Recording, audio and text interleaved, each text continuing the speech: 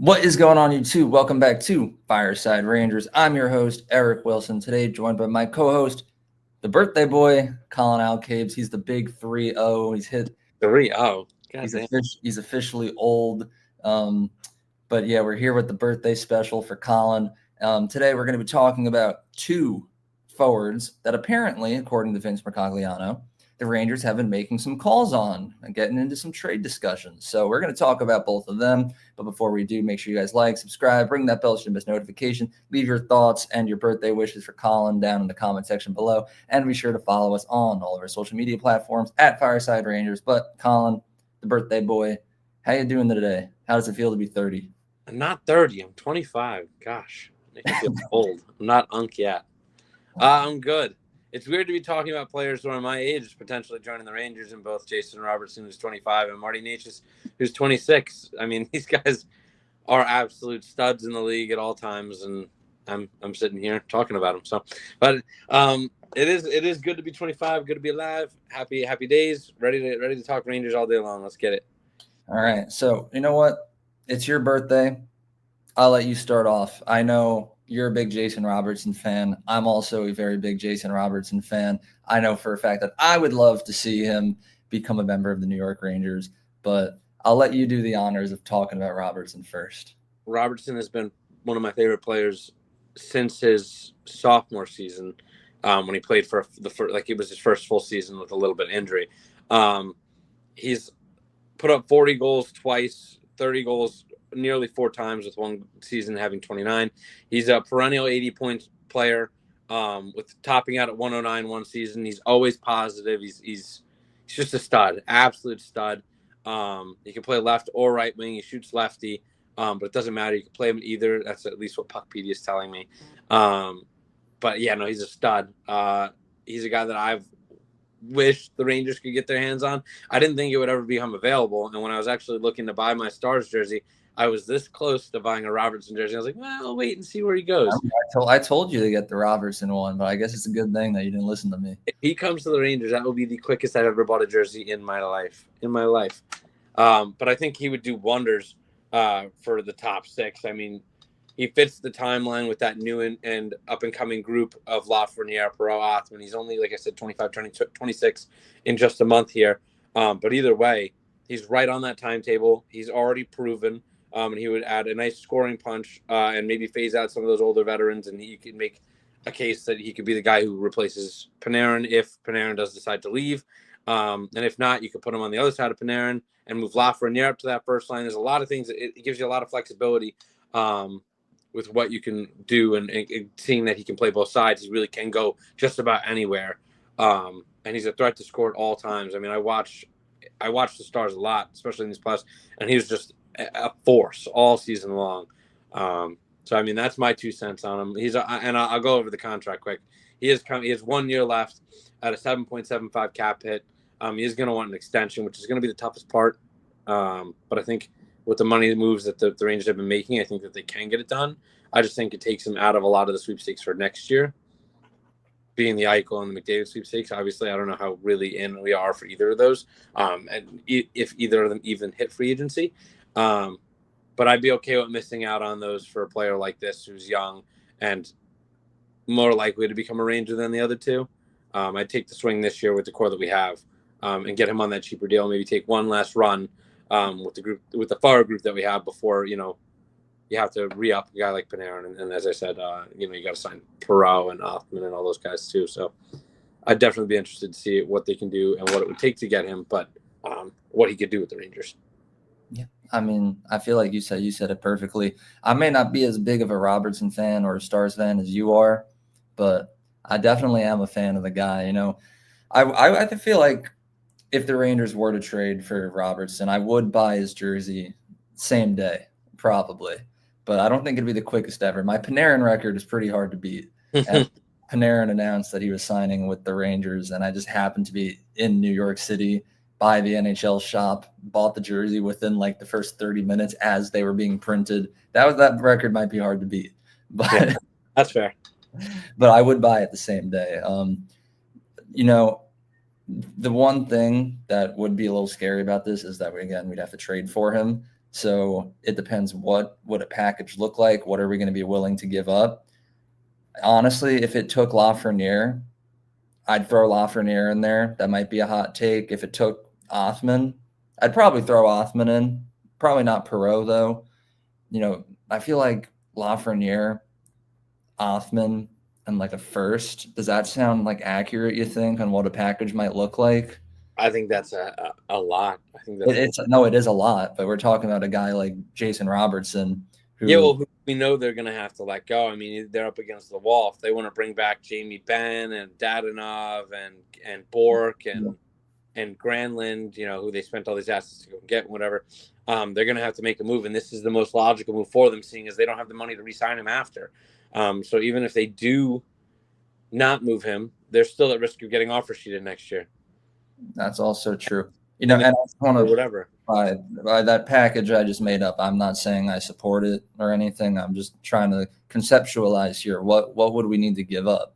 I don't know that I'd be willing to move on from Loff. I would definitely be okay with maybe, or not definitely, but I would move, I think, Othman for him if that's what it took. But that would be barring, if we were allowed to communicate and maybe negotiate a contract before. I don't know if they'd be willing to do that. If that's part of the trade, that they can be like, hey, can we negotiate a contract to make sure that he wants to resign before we trade for him? Mm-hmm. I don't think that that's allowed. I know it has happened in the past, but it's rare that teams will let you do that.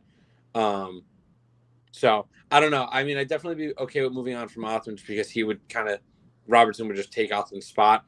Othman's a little younger, maybe a higher upside. I don't really know. But I'd take Robertson, who's more proven at this point, at around a similar age. But yeah, I can't even begin to wonder what a package would look like, just because I haven't even heard of any like conceptualized offers that have been made. I would probably do Othman and maybe this year's first. Mm-hmm.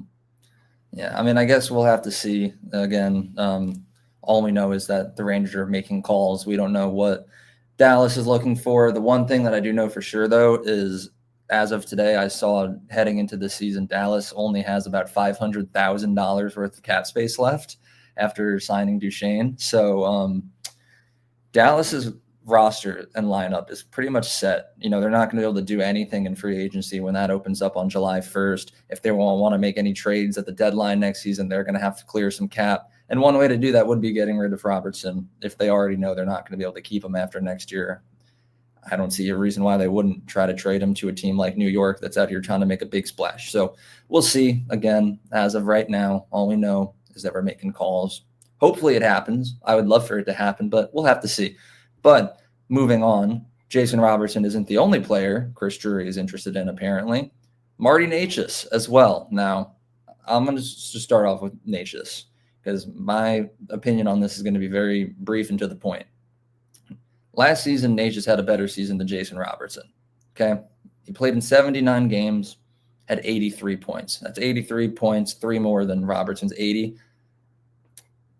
I'm not interested personally. I feel like Necas is a softer player. I look back at plays when the Rangers were playing against him in his Carolina days and then his Colorado days. He doesn't seem like the type of player the Rangers need. Not that Robertson is going to bring a lot of grit and physicality, but I feel like Robertson is more neutral in that aspect, whereas Necas is quite soft.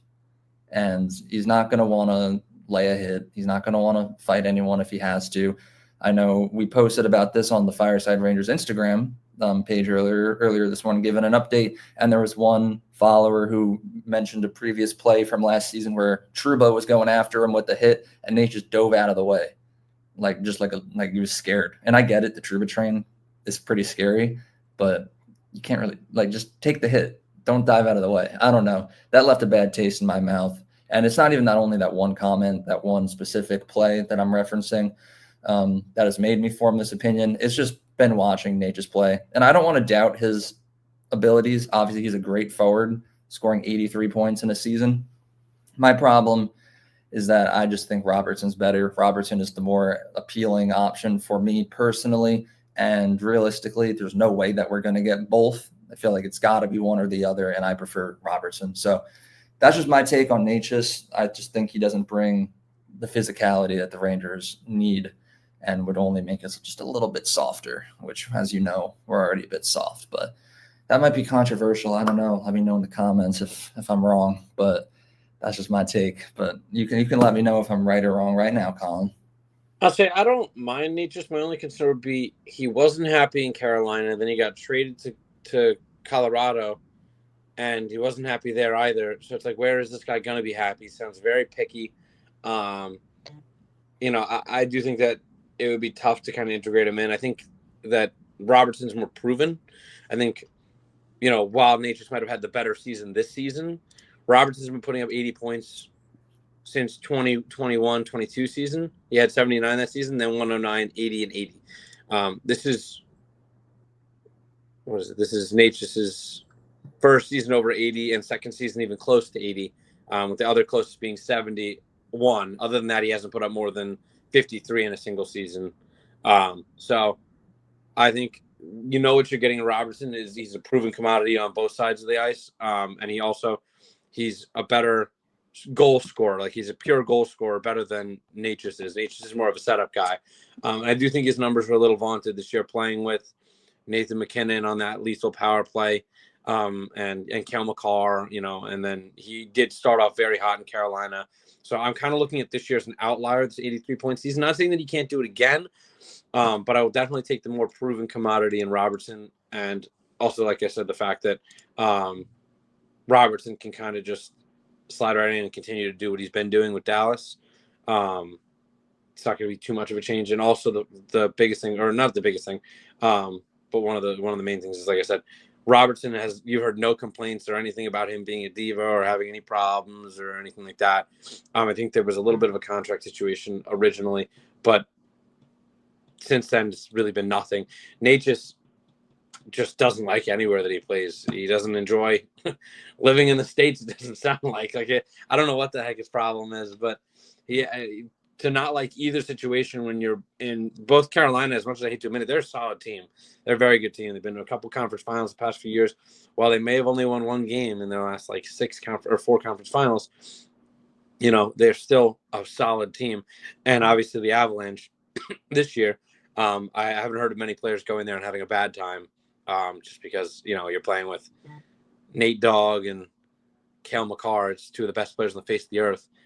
So, to be picky about that is crazy. To come to the Rangers, there's a whole lot more to pick on. I'll tell you that, as we constantly are breaking them down. So I will definitely take Robertson over Necas, even though Necas is coming in. He has one more year. One more year? Is he a free agent? No. I don't believe so. No, he's a UFA next year. Apologies. So he's coming on a cap hit of 6.5, which is like a mil less than Robertson. But I'm not too interested in trading for a guy like Necas either. Similar builds, but you're right. I think Robertson plays a little bit more head down bulldoze kind of game. Like he's a power forward with some finesse, whereas Necas is pure finesse. Not a lot of body. So I hear what you're saying. I kind of agree. I don't think he would make us softer per se, but I think Robertson would make us tougher. I guess that's a good way to put it. And I don't want to knock Necas. Like if we get him, I'd still be happy. It's a very, very talented player. I'm not going to be like, oh man, why do we go out there and get him? But I will reiterate the fact, though, that out of the two, if I had a choice and both were right here and jury was just pick one, I'm picking Jason Robertson 10 out of 10 times at 7 days a week, even on your birthday. But but we'll see what happens. Again, this is all just very introductory speculation. All we know is that we've been making calls. Jury could have picked up the phone, dialed the number, and Dallas could have just hung up on him. Who knows? We just know that a call went through. So we'll see. We'll be here to cover however the situation progresses. We know that we're not done making moves. So we'll see what that next move is going to be. But until that day, if you guys did enjoy, please make sure that you like, subscribe, ring that bell to miss notification. As always, leave your thoughts down in the comment section, and be sure to follow us on all of our social media platforms at Fireside Rangers. But Colin, have a phenomenal birthday. Live it up And yeah, have a good one. And let's Let's go go. Rangers.